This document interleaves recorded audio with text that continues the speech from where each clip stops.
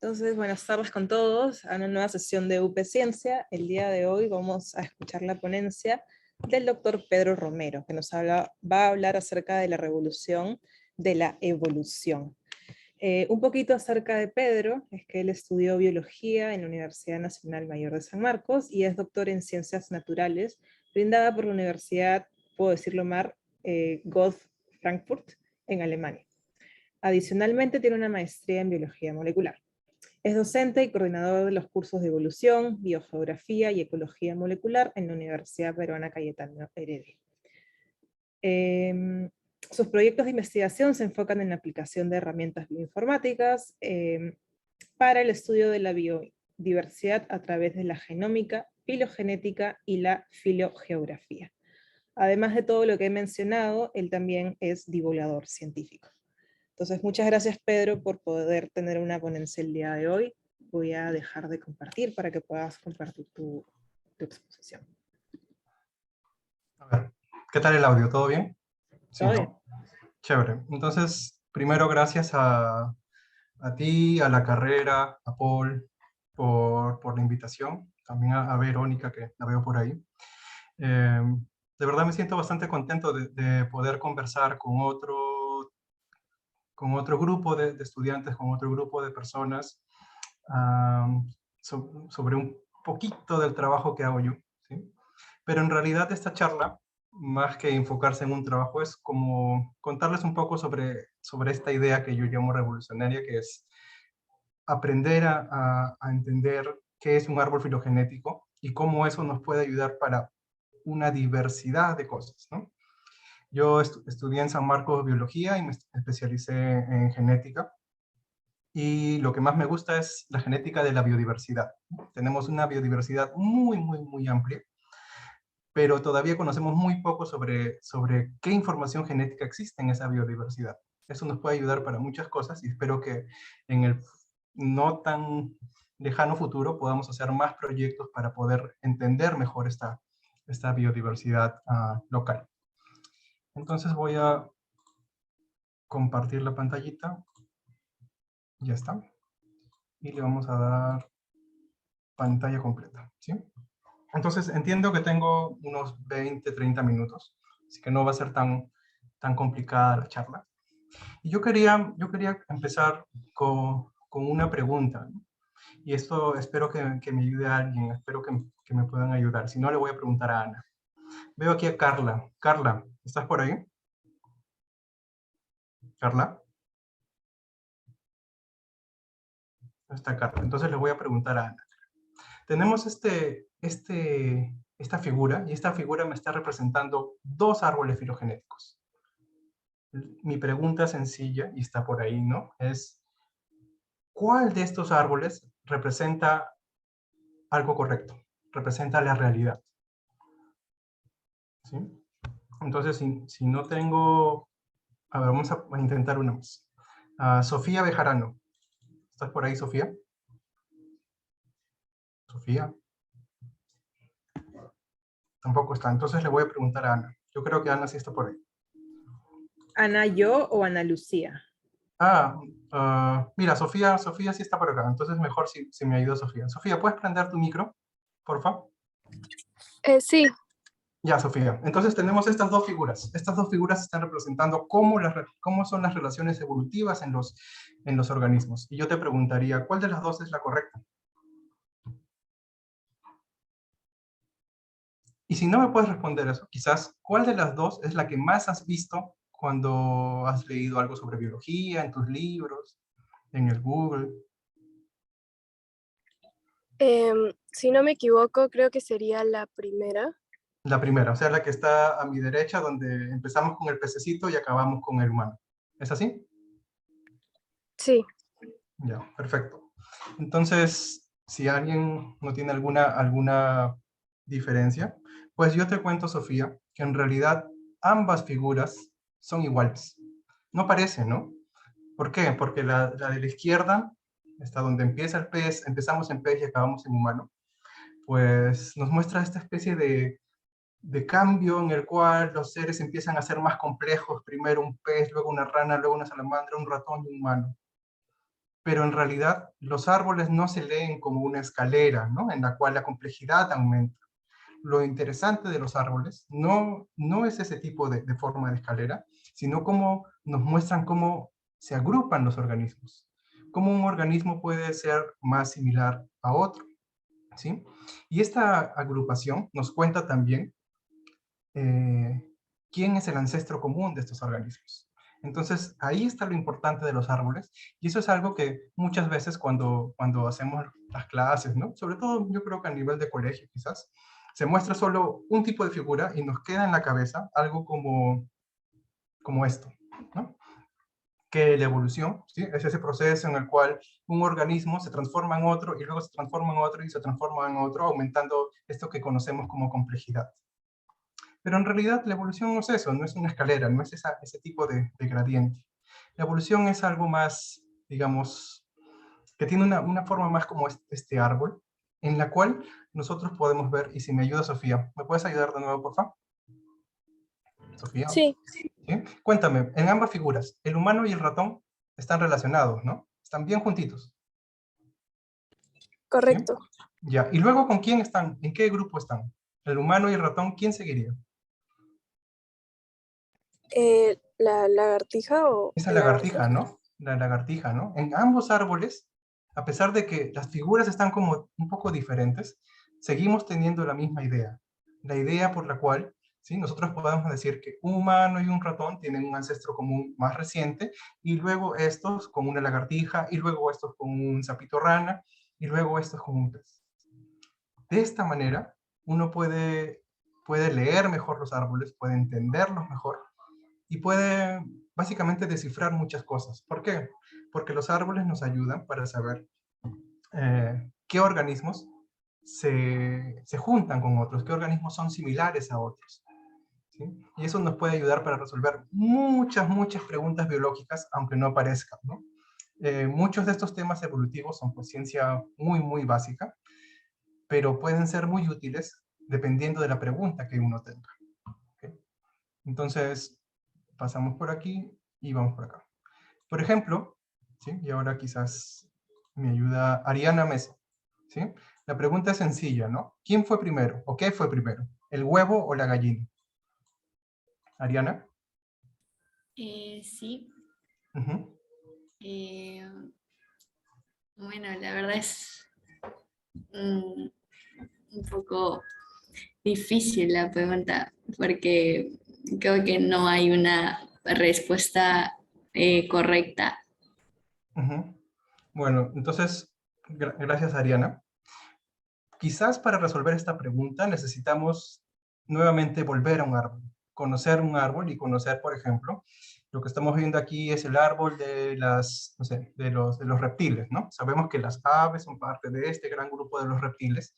Y bueno, lo que conocemos como gallina, ¿no? O Gallus gallus, ah, aparece ahí bien cerca al punto final de estas ramas, ¿no? Cerca a lo que llamamos aves. Sin embargo, muchos otros organismos ya producían huevos antes de que existieran las gallinas, ¿sí? Entonces, esta pregunta bien sencilla nos permite también conocer qué más información podemos sacarle a los árboles, ¿sí? No es solo quién se relaciona con quién está más cercano a quién, sino en qué momento empiezan a aparecer ciertas características, ¿sí? Si ustedes estudian paleontología, quizás les importan las características, no sé, de la morfología, de los fósiles, qué sé yo. Si ustedes estudian genética, les interesa saber en qué momento aparecen ciertas mutaciones. Ambas preguntas pueden ser puestas sobre un árbol y podemos conocer también qué características son importantes de un grupo, ¿no? Qué características son comunes a otros grupos. Y eso pues lo puedo ver aquí, ¿no? Si yo quiero describir, por ejemplo, a un ratón, ¿no? Diría que un ratón es un organismo ahí que tiene sus 4 extremidades, que tiene un huevo amniótico, que tiene piel, que tiene lactación, ¿sí? Entonces, las filogenias son súper útiles para ordenarnos un poco, ¿no? Para organizar esta diversidad enorme de la vida. Y lo interesante, ¿no? Es que si uno aprende a leer las filogenias, eh, le es más fácil entender este desorden, ¿no? Este caos, tener un poco más de organización. Y también, para poder leer las filogenias, uno no necesita entender cómo se hacen las filogenias, ¿sí? Las filogenias se pueden hacer de muchas, muchas maneras, con caracteres morfológicos, con caracteres genéticos, ¿sí? Y, y eso es súper interesante porque hay muchos métodos para realizarlas, pero eso para esta charla lo vamos a dejar a un lado, ¿no? Esas son clases enteras de cómo se producen las filogenias. Lo que ahora nos interesa a nosotros es saber cómo se leen estas filogenias, ¿no? Así como si ustedes estudiaran geografía, ¿no? Necesitan saber leer un mapa. Si están estudiando cosas como biología, biodiversidad, ¿sí? Necesitan saber cómo leer este mapa, que nosotros llamamos árbol filogenético. Y entonces, si uno agrupa a todas las especies y organismos conocidos y hace un árbol filogenético, pues de todo lo que tengamos información, también el árbol nos sirve para saber nuestro lugar en el mundo, ¿no? Nosotros pues no estamos ahí en la punta de la escalera, sino que somos un grupo, una especie, un organismo dentro de un montón de grupos de organismos que a la vez se organizan en otro montón de grupos de organismos, ¿sí? Entonces también nos cuenta cuál es nuestro lugar en el mundo, ¿sí? Nosotros estamos ahí donde apunta la flechita de You Are Here, ¿sí? Ahí está el humano, probablemente relacionado con los primates y luego con los vertebrados, y etc. Pero los humanos a veces no somos tan interesantes, así que a muchas otras personas les gusta estudiar más bien los microorganismos, ¿no? Que es donde está la mayor cantidad de biodiversidad. Entonces, las nuevas técnicas, utilizando, por ejemplo, secuenciamiento genético de genomas completos o de genes ribosomales, nos permiten también conocer cómo es esa diversidad, ¿no? Entonces, uno a veces piensa, bueno, pero son bacterias o son arqueas, pero dentro de estos grupos, pues hay una diversidad enorme de diferentes grupos diferentes. De diferentes grupos, ¿sí? Para no decir de nuevo diferentes. Y esto es súper importante porque probablemente cuando ustedes lleven una clase de microbiología, lo que van a aprender es hacer plaquitas, ¿no? Plaquitas en Petri y ver cómo crece una bacteria y describirla y saber cómo es su bioquímica y esto. Pero muchas veces, ¿sí? Se van a cruzar con bacterias que no pueden ser cultivadas, quizás ambientales, quizás están haciendo algo importante, pero no las podemos tener en el laboratorio, no las podemos usar todavía, pero podemos obtener su ADN. Y con eso, pues se abren como dos puertas bien, bien interesantes. La primera es saber dónde están, nuevamente, cuál es su lugar en el mundo. Para eso nos ayudan mucho las filogenias. Y lo otro es saber qué están haciendo. Y esa segunda puerta, ¿no? Es explorada mejor si conocemos un poco sobre genómica, ¿sí? Entonces, si tenemos estas dos ideas, mucha de la diversidad puede ser mejor estudiada, ¿sí? Reconocida, ¿sí? No esperar a ver si la bacteria crece o no, porque también, por ejemplo, si están haciendo algún tipo de análisis o diagnóstico, a veces necesitan esperar días o semanas para ver si tienen un resultado, ¿no? En cambio, si ustedes usan un poco más de la tecnología del ADN, se puede tener resultados un poco más cortos, ¿sí? Entonces, aquí hacemos una preguntita más. Lucila, ¿estás por ahí, Lucila? Hola, buenas tardes. Hola, Lucila, ¿cómo estás? Mira, te cuento que aquí hay un arbolito, ¿no? Estamos hablando de arbolitos. Este arbolito nos muestra cómo están relacionados el pino, el musgo, el alga verde, el alga roja y la ameba, ¿sí? Entonces, ves que ahí hay como cuatro oraciones. Para ti, ¿cuál sería la más correcta? O la correcta, quizás.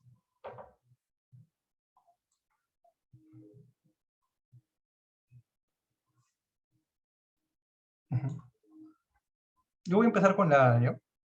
Y te voy a decir que quizás la A no es tan correcta porque el alga verde, dicen, no, está más estrechamente relacionada a una alga roja que un musgo. Y yo me pongo a ver la figura y según el arbolito están como cerca, ¿no? Pero recordemos qué es lo que nos muestra el árbol, además de cómo están relacionados, es quiénes tienen los ancestros comunes. ¿Qué quiere decir? Que los organismos que tengan un ancestro común están más relacionados entre sí que con los demás. En este caso, el pino y el musgo están más relacionados entre sí que con el alga verde, por ejemplo. ¿Qué tal, Lucinda? ¿Te dio tiempo para leer todas? Sí, aún sigo leyendo.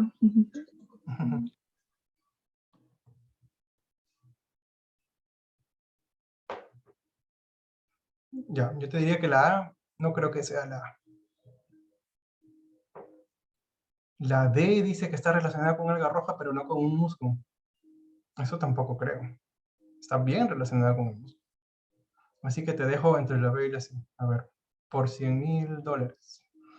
¿Cuál sería la alternativa correcta, Lucila? La C. La B. Ariana me dice la B. ¿Qué dice la B? Un alga está más estrechamente relacionada a un musgo que un alga roja, ¿no? Un alga verde está más estrechamente relacionado a un musgo que un alga roja. Y tú dices que está igualmente relacionado. Entonces, ¿cómo identificar esto? Pues recordemos siempre los ancestros comunes, ¿no? Y ahora me voy a permitir hacer la anotación, a ver si puedo hacer. ¿Dónde está el lapicito? Acá, dibujar, creo que sí. Me voy a poner acá. Vamos a ver si me ayuda la anotación. Ahí estoy, ¿no? Entonces, ¿qué estoy mostrando ahí? Estoy mostrando que tanto el pino, el musgo y el alga verde tienen un ancestro común. Eso me indica que pues son más estrechamente relacionados entre sí, ¿sí? Entonces la alternativa sería la B. ¿Para qué me sirve esto? Pues me sirve para saber quiénes están dentro de un grupo y quién está aparte. Vamos a borrar esto antes de que se me olvide. Uy, no me deja borrar. Borrar todos los dibujos. Listo. Listo. Porque normalmente ustedes, cuando empiecen a estudiar un poco más sobre la sistemática, la filogenia, se van a cruzar con árboles, muchos árboles.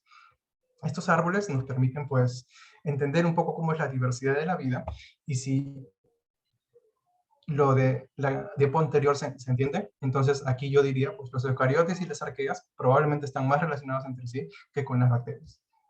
Y con esa misma lógica yo puedo empezar a avanzar y empezar a descifrar la diversidad de muchos otros organismos. Por ejemplo, el coronavirus, ¿no? Entonces, cuando apareció todo este rollo del coronavirus, aquí en Cayetano se hizo un proyecto de vigilancia genómica. Esta vigilancia utilizaba datos de los genomas del virus, ¿sí? Y estaba a cargo del doctor Sukayama, Pablo Sukayama, y él me contacta para poder hacer análisis genéticos. Entonces decimos, ya, bacán, vamos a hacer un poco de filogenias, porque las filogenias nos permiten entender cómo están relacionados los organismos entre sí, en este caso las variantes de los virus, en qué momento pueden haber aparecido, ¿no? ¿Cuál sería su posible origen? ¿Sí? Entonces, por eso es súper importante tener esta idea de cómo leer los árboles para poder tener una mejor idea de, por ejemplo, los patrones de transmisión del virus. Este es un ejemplo de uno de los... O sea, yo cada vez que trato de hacer estos análisis siempre los subo a la web, los comparto, ¿no? Voy a compartir la presentación también para que puedan entrar a los links. Y este es un ejemplo bastante reciente de lo que hay en el ahora, ¿no? Muchos de los casos que se reportan en las bases de datos públicas sobre Perú nos muestran que una de las variantes más comunes es esta variante que se llama Omicron, ¿no? Y dentro de Omicron tenemos esta que está como circulitos más grandes, que es la BA212.1. ¿Sí? Es una variante que todavía no le han puesto algún nombre porque no se considera todavía diferente al Omicron, ¿no? Porque si ustedes se dan cuenta, está dentro del grupo de los Omicrones, ¿no? Por eso es interesante saber un poco cómo observar el árbol. Y entonces con este árbol yo puedo tener como ideas de cuáles son los grupos que tenemos, ¿no? Entonces le vamos a empezar a poner nombres, linajes, variantes, como ustedes quieran, cuándo están apareciendo en el tiempo, cuáles son más frecuentes, ¿no? Cómo es la dinámica de estos virus. Y nosotros tuvimos no sé si buena suerte o mala suerte, de toparnos con una variante que era súper local, ¿no? Esta variante en algún momento se llamó peruana o andina, ¿sí? Finalmente le pusieron el nombrecito de lambda. Y les iba a contar aquí una historia muy muy cortita, ¿sí? Porque también no hay mucho tiempo. Y es que si ustedes se acuerdan un poco de esta prehistoria, ¿no? Ya es historia, ¿no? De cómo ha sucedido la pandemia en el Perú, pues en algún momento del 2021, ¿sí? El ministerio, ¿sí? Los representantes decían, estábamos teniendo una segunda ola y esta segunda ola está causada por la variante brasileña, aquí Gamma, ¿no? Y entonces uno se preguntaba, ¿y cómo están seguros de que realmente es la variante brasileña la que está causando esta ola? Pues ellos decían, porque tenemos un test, ¿no? Un test de PCR, que nos permite saber que esta variante tiene una deleción, que le falta un pedacito en su proteína spike. Y como esta variante tiene la deleción, pues así la identificamos súper fácil. Y entonces nosotros nos empezamos a preguntar si esa deleción era suficiente para identificar a una variante. Lo que hicimos pues fue hacer secuenciamiento genómico, ¿no? Y en este secuenciamiento genómico, ustedes ven en amarillo unos guioncitos. Esos guioncitos representan la deleción, que le falta un pedazo del genoma al virus. Y si se dan cuenta, ¿no? Hay dos grupos en la filogenia a los que les falta ese pedazo. No solo la variante gamma, sino a esta otra variante nueva que pues luego tuvo el nombre de lambda, ¿no? Algo interesante también es que hay bastantes bolitas de color celeste o azul, ¿no? Que implican que también dentro de esta misma variante hay variación, hay diversidad, y hay pues algunas muestras que no tienen esa deleción. ¿Qué quiere decir? Pues que si solo haces tu PCR queriendo ver esa deleción, no vas a tener resultados conclusivos. Por eso es importante conocer la información genética total, por eso es importante hacer estos tipos de análisis para ver mejor un panorama mayor de la diversidad de los virus. Bueno, este trabajo fue publicado hace un tiempo, sí, lo hicimos a modo de carta porque queríamos que sea bastante rápido y nos dimos cuenta que esta variante no solo aparecía en Perú, que era donde había mayor frecuencia, sino que también en otros países de la región andina, como Chile o como Argentina. Listo. Entonces, ya hemos hablado un poco de cómo las filogenias nos dicen nuestro lugar en el mundo, luego cómo estas filogenias pueden ser útiles para seguir las mutaciones dentro de del coronavirus, pero en realidad podrían ser aplicadas a cualquier otro virus, ¿sí? o patógeno. Entonces nos pueden decir cuáles son las variantes o los tipos, subtipos, genotipos, lo que ustedes quieran estudiar, cómo están relacionados entre sí, cómo se distribuyen las mutaciones dentro de ellas. Y luego vamos a hablar un poquito, ¿sí? En estos últimos 10 minutos, sobre la biodiversidad. ¿Sí? Nuestro país es un país ultra diverso, mega diverso, tenemos de todo. Y entonces yo ahí encontré una infografía bastante bonita del Ministerio del Ambiente sobre cantidades, ¿no? Porque siempre uno dice, tenemos bastante, ¿no? Pero ¿cuánto? Cuantificar también es importante para ciertos tipos de políticas, ¿no? Políticas ambientales, por ejemplo. Y ahí me gustaría hacer una preguntita más, a ver quién tenemos por acá. Alejandra León. Alejandra. Hola. Hola Alejandra, te quiero preguntar algo bien sencillo. ¿Qué organismos crees que faltan en esa figura? Los microorganismos, arqueas, bacterias y eso. Sí. Entonces, si yo te pregunto, ¿cuántas especies de bacterias habrá en Perú? ¿Tendrías un número? ¿O sería muy grande? Sería muy grande, muchísimo más de todas las que se ven acá, porque son muy chiquitas y viven en abundancia, e incluso Sí. dependen de la mayoría de estos organismos.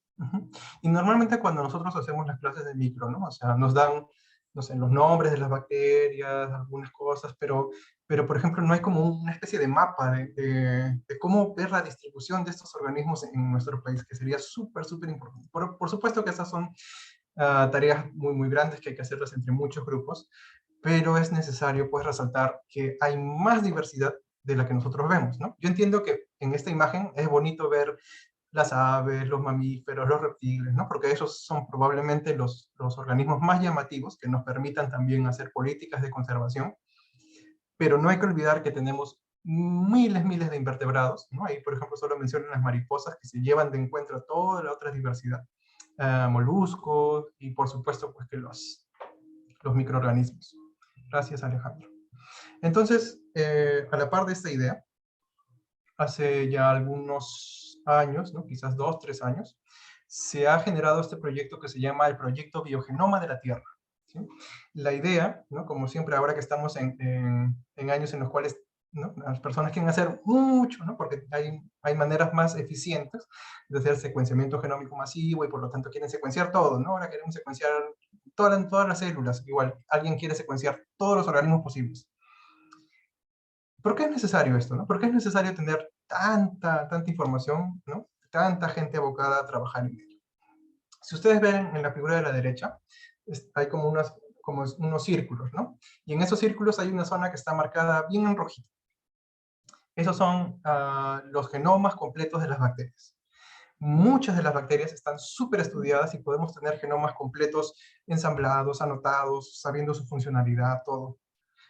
Pero luego, si nosotros saltamos hacia los eucariotas, pues el conocimiento, ¿no? Está mucho más restringido a, por ejemplo, vertebrados, humanos, sobre todo vertebrados, ¿no? Pero hay mucha más información que nos podría servir y que aún no conocemos, ¿no? Entonces, este proyecto es un proyecto súper grande, internacional, donde pues, no sé si hay...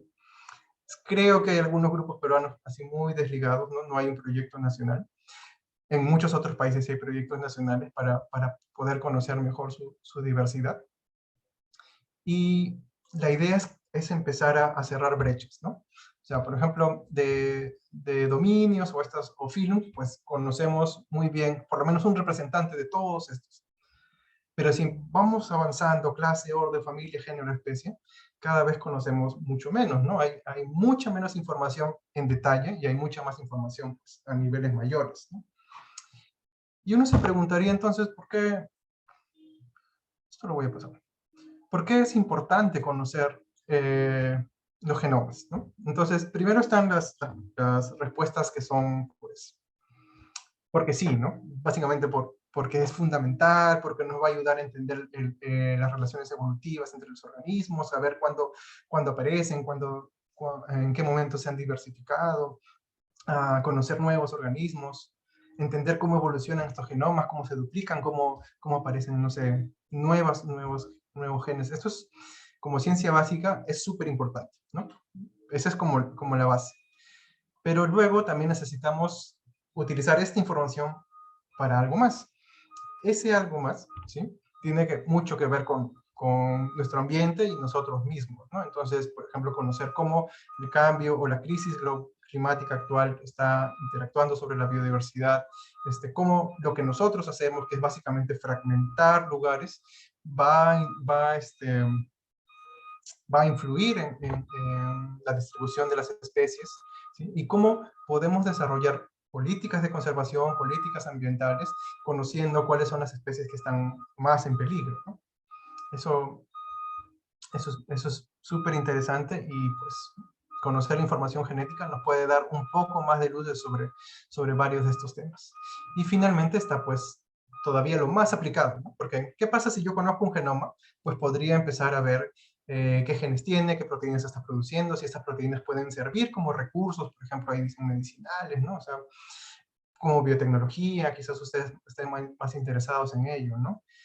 ¿Cuánto de la diversidad que existe, no sé, de microorganismos en Perú podría ser usada para nuevos procesos biotecnológicos? Pues mucho, ¿no? O sea, no lo podemos cuantificar porque probablemente no tengamos una idea clara de todo lo que exista.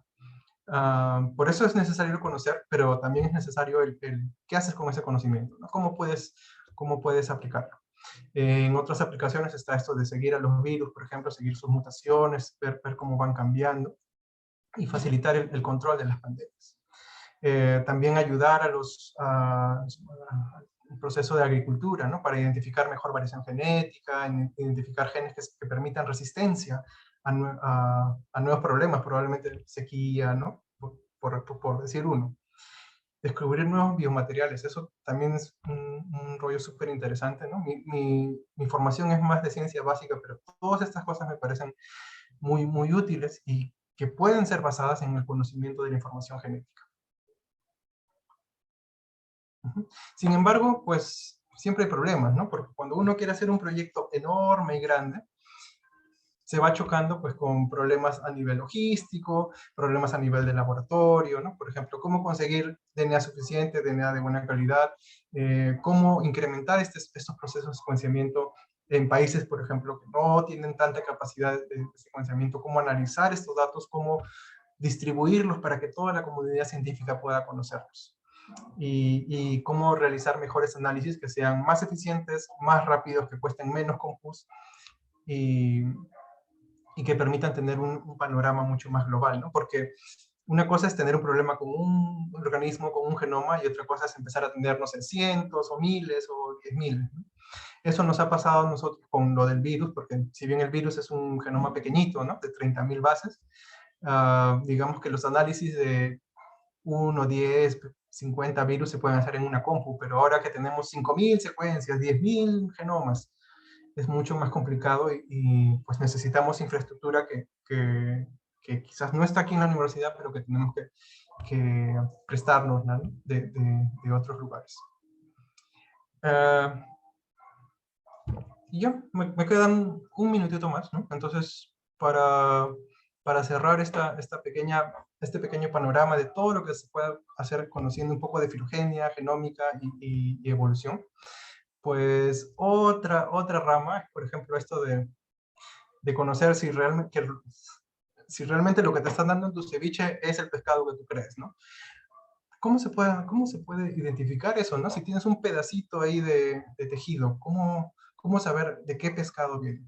Bueno, algunas organizaciones no gubernamentales se pusieron a hacer estos análisis que se llaman análisis de códigos de barra genéticos, y encontraron pues que en muchas ocasiones, ahí se muestra en rojo, ¿no? O en naranja, las identificaciones de los peces no son lo que uno cree, ¿sí? Entonces uno va y le pide lenguado y le dan, pues, no sé, bonito, ¿no? Muy difícil eso, pero digamos que te dan un pescado que no es, porque probablemente en algún lado de la cadena, ¿no? En la cadena comercial, pues alguien nos está engañando. Y pues el ADN también podría ser importante para hacer análisis que podamos ver de nuevo, ¿no? ¿A quién se parece más esa secuencia? Y para eso tenemos que volver a, a los árboles, ¿sí? Entonces, estos procesos de barcoding de ADN utilizan DNA de especies para compararlos con bases de datos y para poder decirnos, bueno, esta muestra pertenece a este organismo, esta muestra pertenece a este organismo.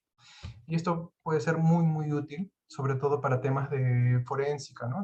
Que tengan que ver con ADN, identificación molecular de especies, identificación de fraudes a nivel de, no sé, temas alimentarios. Entonces, otra vez tenemos aquí un arbolito y por eso es necesario conocer cómo se leen, cómo funcionan, qué información nos está mostrando para poder reconocer, ¿no? O analizar bien este tipo de información.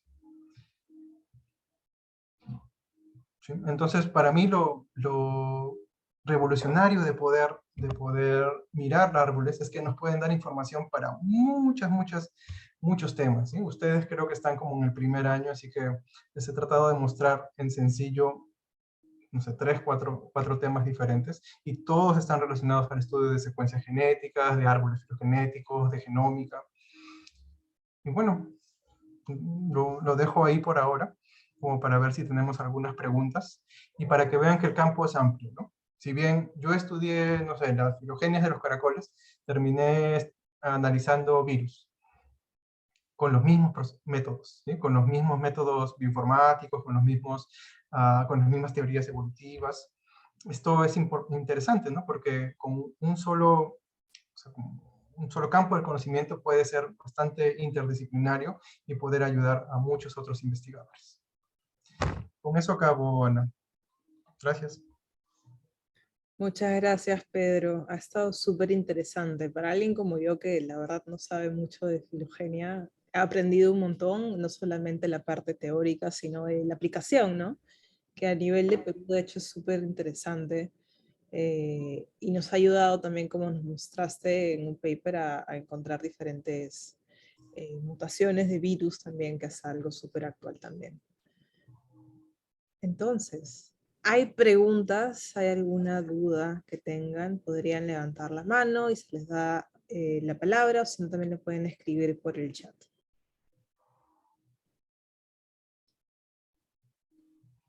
Aprovechen en hacer preguntas a Pedro, que es experto en el tema. Alejandra, cuéntanos.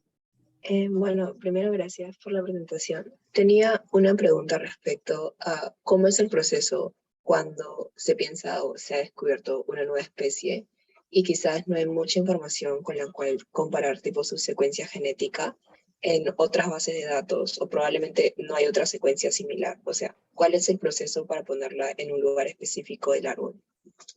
Eso es una buena pregunta y muy actual en temas de Perú, ¿no? Como yo les digo, tenemos una gran biodiversidad. Una biodiversidad tan grande que probablemente no haya muchos especialistas que puedan reconocer a esas especies. Entonces, ¿qué pasa si tú te topas con una especie nueva de Perú? Probablemente no esté representada en las bases de datos. No haya nada que se parezca a eso. Aunque esa afirmación no es tan cierta porque no hay nada que se parezca a nada, porque todos tenemos un ancestro común. Entonces, probablemente, si uno compara estas secuencias genéticas con la base de datos, haya algunos tipos de ideas. Eso por un lado. Lo otro es que la información genética no debe ser la única fuente de información para poder definir una especie, ¿no? Nos ayuda, es bastante importante. Acá les estoy mostrando, no sé, diferentes tipos de reptiles y como cada uno, ¿no? Cada figurita está asociada a un grupo. Uy, el micro. Y les decía que la información genética está bien, pero no es suficiente porque también podemos conocer cómo es el organismo, ¿no? Sobre todo en vertebrados en los cuales pues, hay muchos más estudios, podemos saber qué color es, qué tan grande es, y no solo sus formas, sino cómo se comporta, qué come, dónde vive. Toda esa información es como integradora para poder descifrar o identificar una nueva especie, ¿no? Mucha gente se queda solo en la genética y dice, bueno, eso se parece 80% con algo, entonces era eso. Desde un punto de vista evolutivo quizás no es evidencia suficiente, ¿no? Necesitamos más cosas. Donde sí es más importante la genética, sobre todo en estas bacterias que no podemos cultivar, ¿no? Que ni siquiera sabemos cómo son, y no las vamos a poder saber porque no tenemos los medios para hacerlo. Entonces ahí quizás sí es más claro. Pero en organismos, pues, eucariotas, donde quizás hay especialistas o quizás hay algún tipo de información, pues yo siempre trataría de unir, ¿no? Converger con varios tipos de información para describir una especie. Y ojo que cuando uno describe una especie, pues lo que tiene que hacer es mandarlo a una revista, entonces a alguien te lo tiene que evaluar y decir, bueno, lo que tú dices está bien o no. ¿Sí? No es solo que, no sé, lo publico en mi cuenta de red social, oye, describí una especie, sino que esto tiene que pasar por revisiones. Gracias, Alejandra. ¿Y qué necesitas para darle el nombre? Porque lo que más Ah, queremos es encontrar una especie y darle el nombre que se nos da la gana. Exacto, uno puede darle básicamente el nombre que se le dé la gana. Hay una orquídea que se llama AA. ¿Y saben por qué le pusieron AA? Para que en el catálogo salga siempre primero. Hay no sé, unos reptiles que tienen nombres de Daenerys Targaryen, por ejemplo, de otros. Entonces, hay otras especies a las cuales le ponemos nombres porque, no sé, Polmiloni, le pondría alguna. Entonces, eso sí es mucho más, ¿cómo decirlo?, subjetivo, ¿no? Cada investigador hace, y hay ciertas reglas a veces para no confundirse, ¿no? Pero mi tema no es tanto esto de las reglas porque cada vez cambian, pero sí, los investigadores tienen mucha libertad de definir los nombres mientras sigan las reglas. Justo iba a mencionar lo que también comentó por el chat Valeria, que también a un grupo de plantas le colocaron Gaga, por Lady Gaga, la cantante. Y se les ocurrió. Súper. Sí, en realidad hay mucho por descubrir aquí en Perú. Yo una vez di un curso en el Museo de Historia Natural y estaban los especialistas del museo, ¿no? Cada uno conoce un montón. Y yo les pregunté, ¿y ustedes cuántas especies pueden identificar? Y algunos identifican, no sé, 50, 100 especies. Pero no, ya a números más grandes no se puede, porque pues nuestra cabeza, nuestro conocimiento tampoco da para tanto, ¿no? Entonces, quizás en eso las filogenias, la genética puede ayudar un poquito mejor para, digamos, limpiar un poco este bosque y conocer las ramas. Y por eso yo creo que es necesario, ¿no? O sea, siempre que voy al museo les digo, oye, esta interacción es necesaria, ¿no? Porque a veces los grupos siempre están como aparte, ¿no? Haces genética, haces solo taxonomía, pero la integración yo creo que es algo clave. Si es que queremos conocer todo lo que tenemos, porque siempre sale la gente diciendo, tenemos un montón de cosas, ¿no? Pero ¿qué? ¿Ese qué? Esa respuesta creo que tiene que venir de muchos grupos científicos, ¿no? No solo uno. Es cierto. ¿Alguna otra pregunta, chicos, para Pedro? Chicos, chicas. Increíble, increíble. Lo de Lady Gaga seguro increíble. Creo que todo en general está siendo increíble. De hecho, yo tenía una pregunta en relación Lo del a cómo pescadito. llegan a tener esta información. O sea, porque entiendo que, como dijiste, este barcoding del ADN, de alguna forma tienes que sacar la información. Más o Sí. menos, ¿cómo es que hacen los científicos y llegan a tener tanta data? Ah, ya. Entonces, de seguro que en alguno de los cursos de la carrera les van a enseñar mucho sobre biología molecular. Y yo les voy a dar todo en 20 segundos. Tienes el pescadito, ¿no? Ese pescadito lo que tiene son tejidos. En esos tejidos hay ADN. Entonces, de alguna manera hay que obtener el ADN de esos tejidos, ¿sí?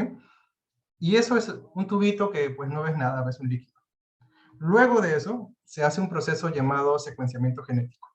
Este secuenciamiento genético es lo que permite, ¿no?, que tengamos esta información que está en las moléculas que no sabemos qué son, a algo que sí podemos leer. Esto que sí podemos leer son letras. A, T, C, G, A, T, C, G. Son las letras de la información del ADN. Estas letras finalmente son archivos de texto. Y como archivos de texto pueden ser comparados con archivos de texto de cualquier otra base de datos. Entonces, finalmente yo tengo un fragmento de un gen, ¿sí? Y este fragmento de este gen del pescadito, no sé, del bonito, puedo compararlo con una base de datos de peces y me va a decir, ah, ya, tu fragmento se parece mucho a este pez que probablemente sea un bonito. Entonces así hago el match. Entonces hay ahí como mucho de laboratorio, ¿no?, con hacer cosas con ADN, y también un trabajo informático para poder analizar estos datos y darnos algunos resultados y entender qué tenemos, ¿no? Porque normalmente nos cruzamos con archivos que son llenos de letras. ¿Qué será ahí? Mucho de esto necesita, pues, integrarse con bases de datos y conocer qué genes tenemos, para qué funcionan, qué mutaciones hay. Buenísimo, muchas gracias, Pedro. Kiara tiene una pregunta en el chat. Dice, en especies que no se pueden cultivar en el laboratorio, ¿se accede a su ADN mediante muestras de su mismo ambiente? Sí. Justo yo publiqué un trabajo hace 2 años ya, 2020, 2021. Y mi idea también era bien sencilla. ¿Cuáles son las especies de bacterias que viven en el río Rímac? Entonces me pongo a buscar literatura y no hay literatura sobre catálogos que describan esto, porque básicamente o a nadie le importa, o pues son como preguntas así muy raras, ¿no? Muy científicas. Entonces, como todo proyecto científico, pues este proyecto tiene que ser muy específico, así que hice algunos muestreos en cierta parte del año para ver por lo menos qué cosas había, ¿no? Entonces, muchas de estas bacterias, yo no sé si se pueden cultivar o no, pero lo que se hace es sacar una muestra de agua, o una muestra de suelo, si quieres estudiar otra cosa, ¿no?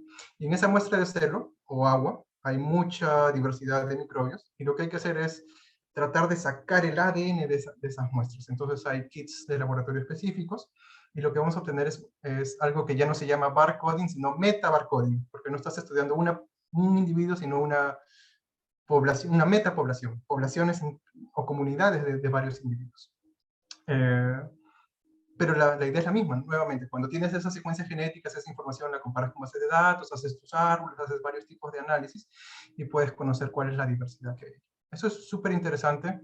No sé, veo que hay grupos de San Marcos que lo están haciendo en el lago Titicaca, por ejemplo. Entonces, hay mucha información interesante que puede servir, no solo para saber qué diversidad hay, sino qué bichos pueden hacer daño a lo que vive ahí. Eso también es súper importante si alguien quiere hacer, no sé, un proyecto acuícola, qué sé yo. Buenísimo. De hecho, también en una ponencia anterior tuvimos a... Uy, se me acaba de ir el nombre. Creo que tú te acuerdas el nombre, Paul. Del río Hirviente. El río hirviente. Ah. Escucha, sí me acuerdo, pero se me acaba de ir el nombre. A mí también se me acaba de ir, pero nos han expuesto antes y justo hicieron esto. ¿Cómo? Perdón, Vané. Rosa creo. Rosa Vázquez. Sí. Rosa Vázquez, correcto. Ya. Eso es súper interesante porque una cosa es saber qué bichos hay y otra cosa es saber qué están haciendo, ¿no? Entonces esas funciones genéticas, imagínense todas las polimerasas que pueden estar funcionando encima de 60 grados y eso es, pues, interesante si quieres hacer cosas biotecnológicas a altas temperaturas o quieres hacer tu propio ataque en tu casa, ¿no? Es De hecho, muy justo ella interesante. estaba viendo la función catalítica que tenían ciertas enzimas que habían encontrado, que también estaba súper bueno. Nos mencionó súper breve porque todavía están en proceso de publicación, pero igual, o sea, en situaciones extremas también pueden secuenciar y ver que, como dijeron, esta metagenómica que tenemos, o el meta-recording, perdón, que habría en, en diferentes lugares también. Ujú. No sé si hay más preguntas.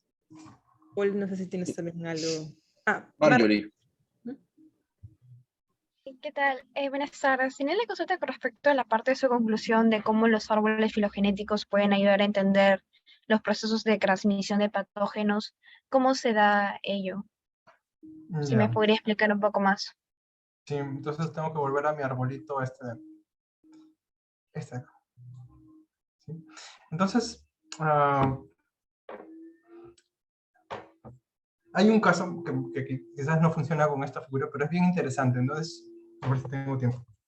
Es una persona, es una enfermera que le hace un juicio a un doctor porque le dice, usted me ha inyectado HIV. Entonces, fue un caso súper interesante en los 90, creo, en Estados Unidos, porque no sabían cómo tener evidencia para eso, ¿no? Para decir, este doctor le ha infectado a esta enfermera. Entonces, lo que pasó fue que los científicos lo que hicieron fue sacar el ADN de esta enfermera, ¿no? Su ADN viral, y también de gente de la ciudad, creo que era California, y también de los pacientes del doctor, porque ellos sabían que un paciente tenía HIV. Entonces, cuando hicieron el árbol, ¿no? Este fuera el árbol de la enfermera, esto en naranja y esto en más naranjita serían el paciente del doctor y la enfermera, muy relacionados. Entonces uno pensaría, ¿por qué estas muestras están tan relacionadas? Porque probablemente tengan un ancestro común y esto puede ser como ligado a un patrón de transmisión, de por dónde están, no sé si decir viajando, cómo se están relacionando los organismos.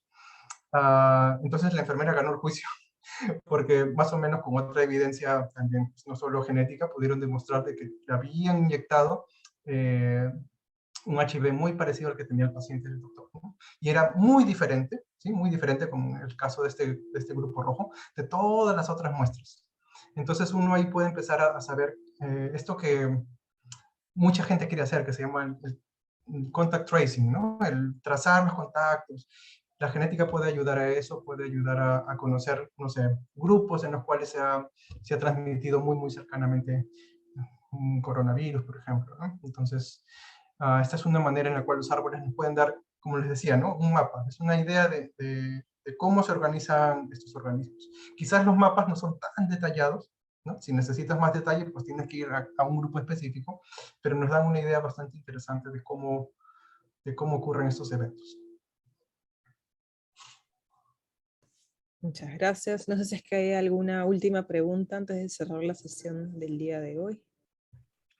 Yo tengo una preguntita. ¿Qué tan cerca, qué tan lejos estamos de que los análisis de este tipo metagenómicos o de secuenciamiento de 16S nos dé también información cuantitativa más allá de cualitativa? O sea, ahora nos dice todos los organismos que están en una determinada muestra, ¿no?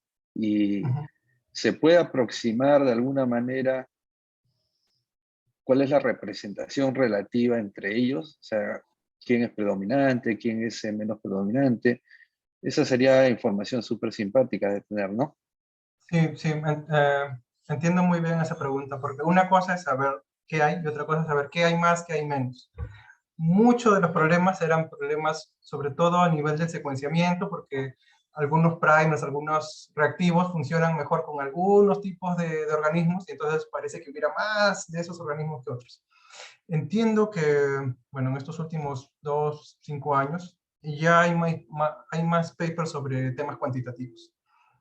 Sobre todo en eucariotas. No he visto tanto en bacterias, pero en eucariotas, por ejemplo, ellos no usan 16S, sino 12S, que es un gen parecido, ¿no? Y se pueden acercar mejor a la abundancia que existirían de ciertos PS, por ejemplo.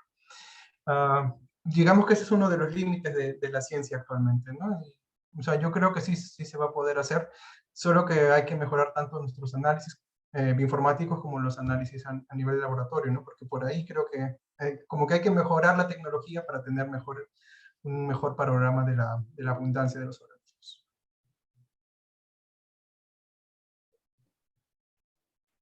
Sí, hay muchos pasos antes de llegar al secuenciamiento que también son críticos, ¿no?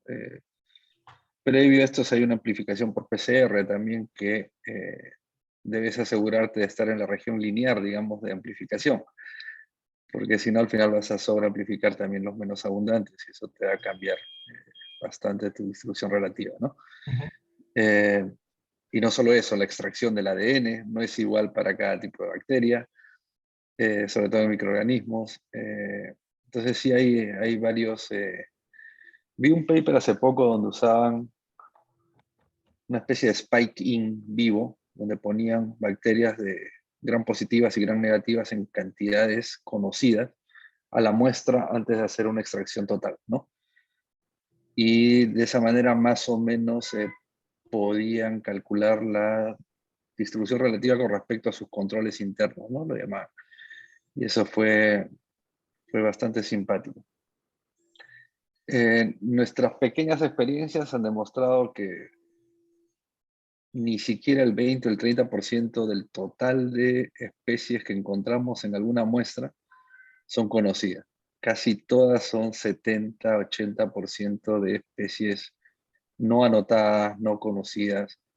Eso en muestras de cada país, ¿no? Entonces, ahí, chicos, hay mucho por hacer, mucho por descubrir. Y también en el lado de cultivables o no cultivables. ¿Por qué son no cultivables? ¿Alguien tiene una respuesta, no?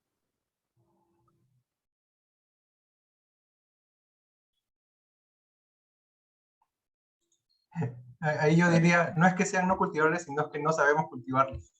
Exacto, ¿no? No hemos encontrado el medio adecuado todavía para poder cultivarlas, ¿no?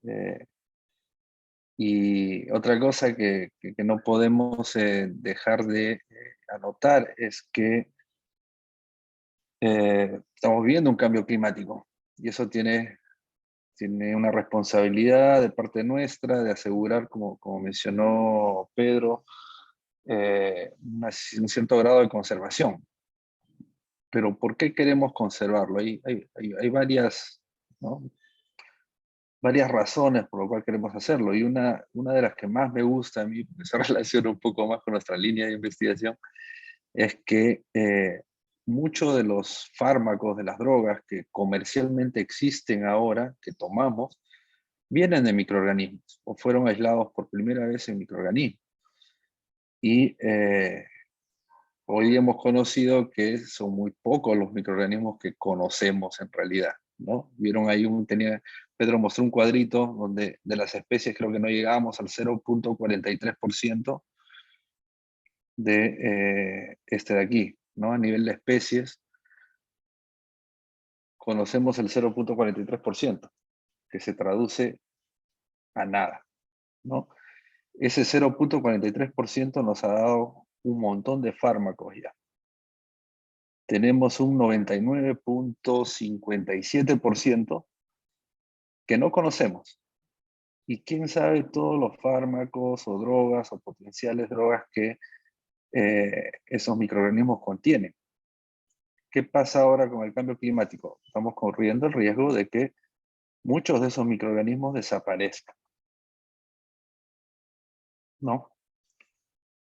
Y si desaparecen también los posibles fármacos que producen, que podrían ayudar a enfermedades actuales o enfermedades futuras, ¿no? Entonces hay una cierta responsabilidad de saber un poco más, conocer un poco más, secuenciar un poco más conservar un poco más y asegurarnos de no perder esas posibles fábricas de compuestos que nos podría ser útil en algún momento, ¿no? Ok, muchas gracias, Paul. Nuevamente, gracias, Pedro, por la disposición, por la exposición, toda la información que nos has brindado.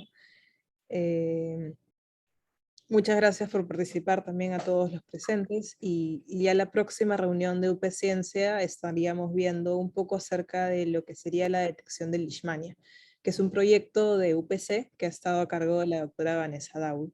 Entonces los invitamos la próxima semana también a asistir. Sí, nuevamente. En colaboración con Jorge Arévalo de Cayetano Heredia. Es un proyecto de colaboración interinstitucional. Entonces, chicos, los esperamos a todos. Pedro también está súper invitado.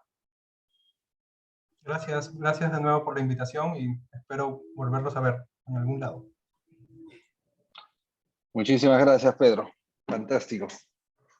Gracias, Pedro. Y siga adelante con todos sus proyectos. Gracias.